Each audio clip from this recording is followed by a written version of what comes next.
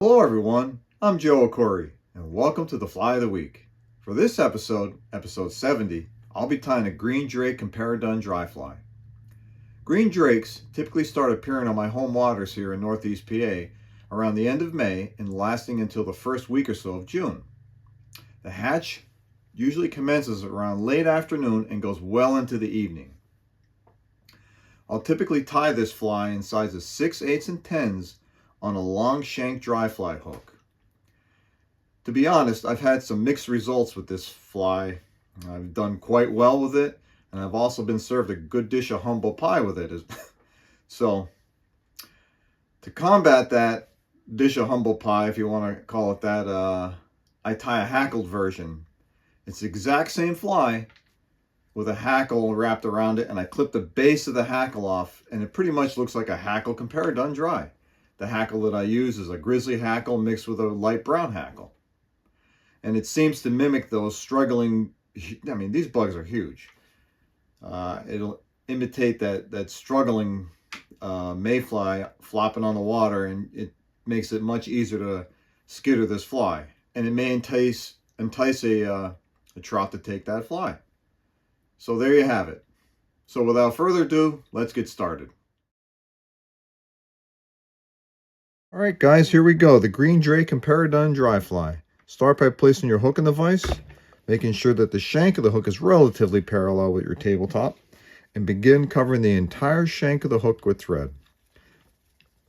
This is a little bit longer shank hook.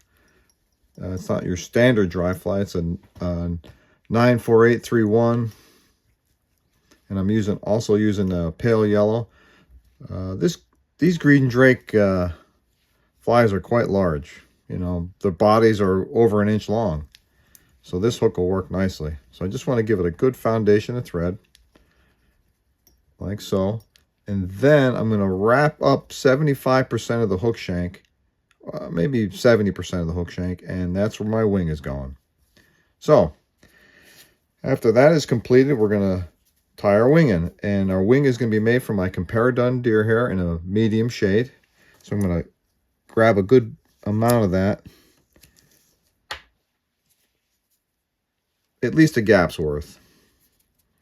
So, and then you're going to get your hair stacker after you clean out the fuzz. If there's any fuzz in between the fibers, I just comb it out with my scissors. I open up my scissors about, 1/8 of an inch and just kind of draw them through the fibers. And you can see there's fuzz there. Get rid of that.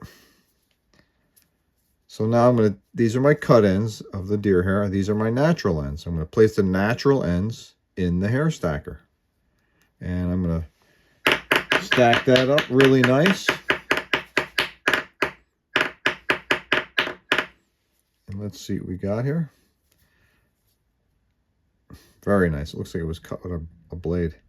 So take that out of your hair stacker, and it's time to measure the wing length. Typically, I would include the eye of the hook with the total measurement of this wing, but I'm going to back off a little bit, and we're going to go with a full, just the shank of the hook.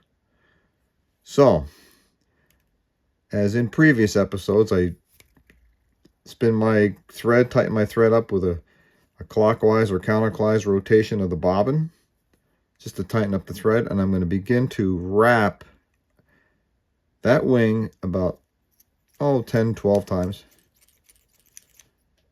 and then remove those wraps. The reason why I do that is to put a set in the wing. As you can see, there's a clear set in the wing, and it helps with this method. I'm going to rotate this or spin this deer hair 365 degrees around the shank of the hook so that I don't get that big bulky bump that Compara done dry flies typically have. So by spinning this deer hair all the way around the shank, you reduce the bump because it's distributed all the way around the shank. So, and number two, that set is in the wing. You can see how deep. I don't even have a full wrap on there. That thread is down deep into that heart of that bunch of deer hair, and it just helps anchor that wing so much better. So once I get that first wrap on there, I'm going to let the bunch go and rotate that group of deer hair all the way around, like so. So now the deer hair is surrounding the shank of the hook. Now these ends here need to be clipped off, so I'm going to gather them up and clip them off on an angle without hurting the natural ends. Just like so. And you want to clip them off at a little bit of a taper, if you can do that. And just wrap through those cut ends, locking that wing in. There's always going to be a little bit of a cleanup with this deer hair, so any deer hair flies could be quite messy.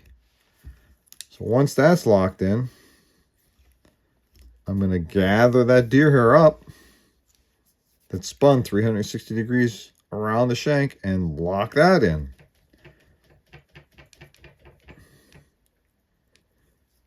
With a bunch of wraps. And I'm going to open up my wing and fan my wing out. And the end result is a nice 180 degree distribution of that deer hair. Looks good. So our next step is to place the tails in. And the tails are going to be made out of moose mane. So I'm going to work my thread back. And then I'm wrapping it back to where the shank and the bend meet. And I'm going to gather a bunch of these moose hair fibers. Oh, maybe 12 or so. Again, it's a big fly. And I'm going to get my hair stacker and place these moose fibers in the hair stacker. These are the natural ends. These are the cut ends. Push those in there. Just give them a light tap. And I'm going to point this so that the natural ends are facing in the direction that I need to place the tail. As you can see, they're pointing the way they should be. So I'm going to gather those, because if I did it the other way, I'd be fumbling around with this thing and this tail, and it would make the ends a lot more uneven. So we did the shank of the hook for the wing, and now we're going to do the same thing for the tail, but we're going to eliminate using the eye as our part of that measurement. And we're going to lay that group of moose mane fibers or hairs and lock that in place. Go right up to that bunch of the tie down point of the deer hair wing and clip that off. You kind of blend them in together there. So once that's achieved, I typically like to kick a couple of wraps underneath the tail just to give it a little lift, and before I really pull down, I fan them out. Before I pull down the thread to lock it in, I kind of fanned out the tail a little bit. Like I said, it's a big fly, and it displaces a lot of water. So now for our segmentation material, we're going to use yellow rod wrapping thread size A. It's a braided line, and we're going to tie that in on the side. Nothing fancy. Just get that anchored and go right up to the tails. None of that stuff, guys. I don't want to see any space between the ribbing, the segmentation material, and your tail. So you bring that all up even, like so. Put that in your material clip. And before we can build the body, green drakes have a two-tone color. They have a creamy white abdomen on the sides and on the bottom, and on top it's like a darkish brown color. And that's what we're going to do. We're going to put like an abdomen cover on this fly. So for that, I like to use wild turkey tail feather. So I'm going to take about almost a half a gap, a third of a gap of material, like so. And this is the cut end. This is the natural end. This is the side the turkey shows us. And this is the underside. I want you to tie it in, that section. The natural ends are tied in with the underside facing up. And it needs to be tied right on top of the shank of the hook. So do your best to get that on top. Just like so. And when you fold this forward carefully, you don't see any, thread wraps. It should be all one piece or pretty close. Do your best. And any excess, just tie that in. Okay, it's looking good so far. Now for the body. The body, I'm going to use a dubbing that I blended up. It's like a creamy white colored dubbing. It matches the natural pretty close. I'm just going to draw this out little by little, and I'm going to start to build the body or the abdomen. Let's get our thread in position there. So let's form a noodle of this blend.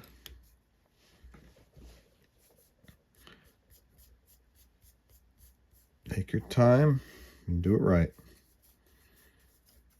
Back and forth so we get a nice tight noodle, like so. It's looking good. Okay, slide that into position and start to build a tapered body.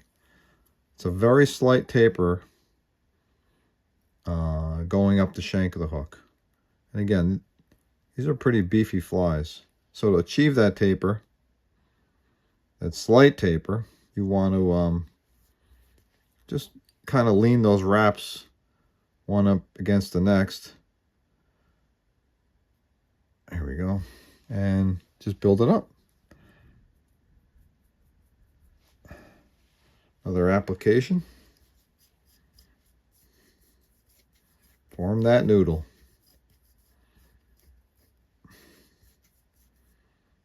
Okay, looking good.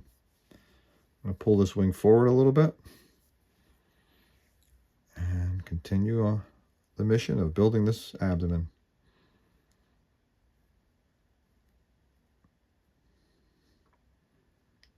Looking good. Just a little bit more there.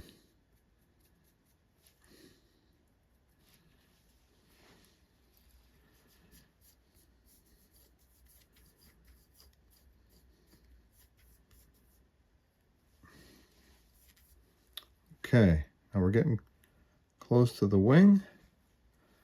And then you're going to draw your wing back and build up in the front a little bit. This should be the last application of fur blend here. It's starting to look really good.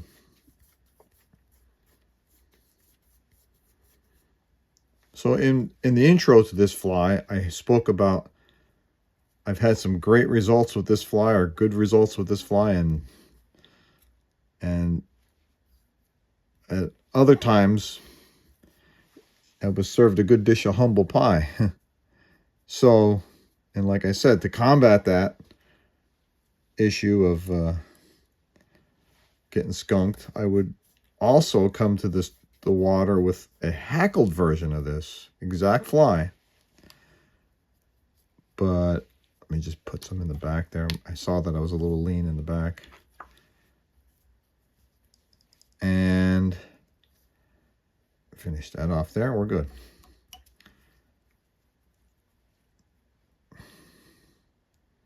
There we go.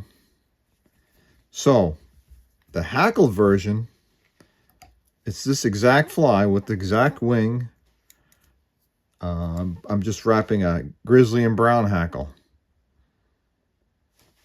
around it, so it's big puffy, but then I clip the bottom off completely of that hackle version.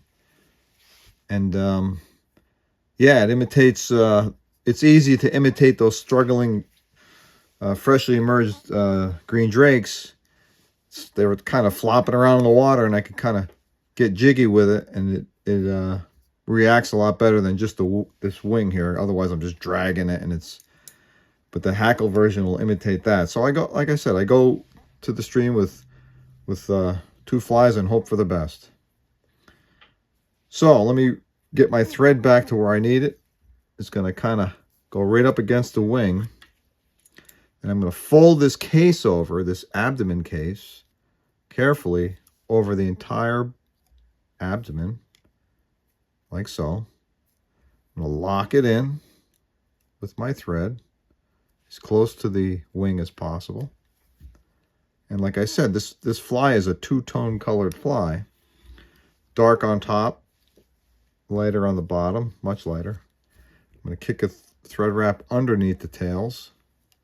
And I'm going to begin to wrap this yellow rod wrapping thread very carefully. Let me see from your perspective. Yep, it's looking good.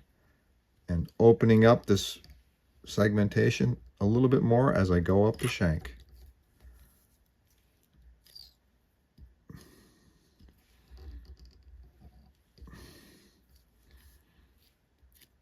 Okay. I'll lock that in and then we'll bring it forward. A tight wrap up against the wing. And just follow throughout the whole fly.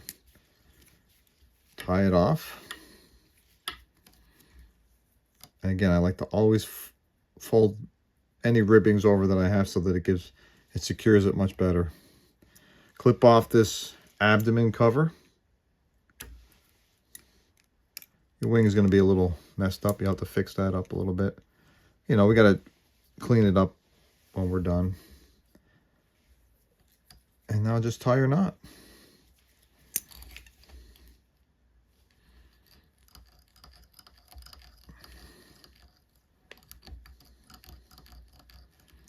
Okay. Lock that in. Boom. Okay, so all I need now is a drop of head cement, and this fly is pretty much done. With the exception of a little cleaning up. A couple of wild hairs under there. There's that two-tone effect that abdomen cover gives you, just like the natural.